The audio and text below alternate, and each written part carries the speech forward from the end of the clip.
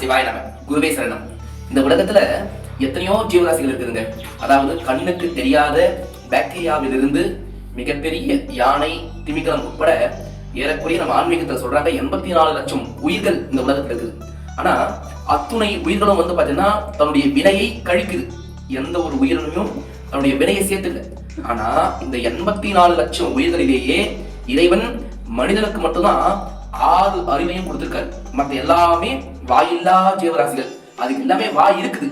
ஆனாலும் அந்த வாய் இல்லா ஜீவராசி எதுக்காக சொல்றாங்கன்னா, அந்த வாயை உண்பதற்கு மட்டும்தான் பயன்படுத்துறதை தவிர அந்த வாயால இறைவனை போற்றி வணங்க அதனால முடியாது. அதனாலதான் வாயில்லா ஜீவராசிகள் சொல்றோம். ஆனா அப்படி இறைவனை போற்றி வணங்கலன்னா கூட அது பாத்தீங்கன்னா வினையை என்ன பண்ணுது, சேர்த்துக்கல, வினை கழிக்குது. அந்த விதியை அது வாங்கி வந்த விதியை கரெக்டா அனுபவிச்சு தீர்த்துருது.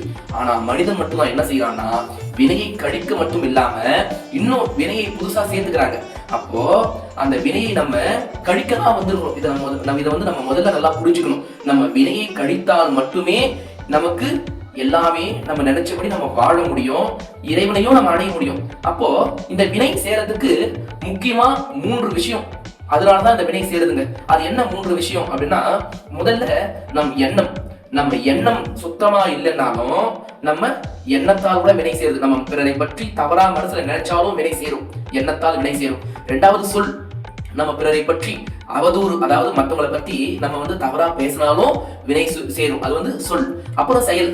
மற்றவங்களுக்காக நம்ம கெடுதல் செய்தாலும் வினை சேரும். அதாவது வினை சேரத்துக்கு 3 விஷயம். 1 எண்ணம், 2வது சொல், 3வது செயல். இந்த 3 விஷயத்துலதான் வினை சேரும். தயவு செய்து நாம் அனைவரும் எண்ணத்தாலையும் சொல்லாலையும் செயலாலையும் நம்ம எப்படி மற்றவங்களுக்கு வினை சேராத வண்ணம் நாம் நடந்து கொள்ளுதல் வேண்டும். நம் எண்ணத்தை உயர்ந்ததா வச்சுக்கணும். எண்ணம் உயர்ந்ததா இருந்தா எண்ணத்தில் இறைவன் குடிகொள்வான். நமது சொல் எப்பவுமே கெட்ட வார்த்தை பேசக்கூடாது, கெட்டது பேசக்கூடாது, மற்றவங்களை பற்றி நம்ம தவறா புறம் பேசக்கூடாது.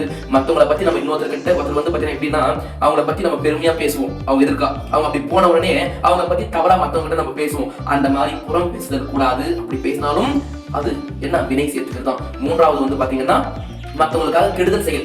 அவங்க அப்படி இது பண்றாங்க, கெடுதல் செயல் நம்ம செயல் செய்யணும்ல, நம்ம கெடுதல் செயல் செய்யக்கூடாது. அதனால இது எப்பவுமே நம்ம இந்த 3 விஷயத்தையும் நம்ம கரெக்டா நம்ம மெயின்டைன் பண்ணோம்னா நம்ம பாத்தீங்கன்னா கண்டிப்பா வினையை கழித்து இறைவன் நம்ம நினைத்தபடி வாழ்ந்து இறைவனையும் அடைஞ்சிடலாம். அதனால அனைவருமே இந்த எண்ணம், சொல், செயலை சரியாக பயன்படுத்தி இறைவனை வணங்கி நல்லபடியாக வாழ்ந்து இறைவனை அடையும்படி அன்போடு கேட்டுக்கொள்கின்றோம். சிவாய நம. திருச்சிற்றம்பலம்.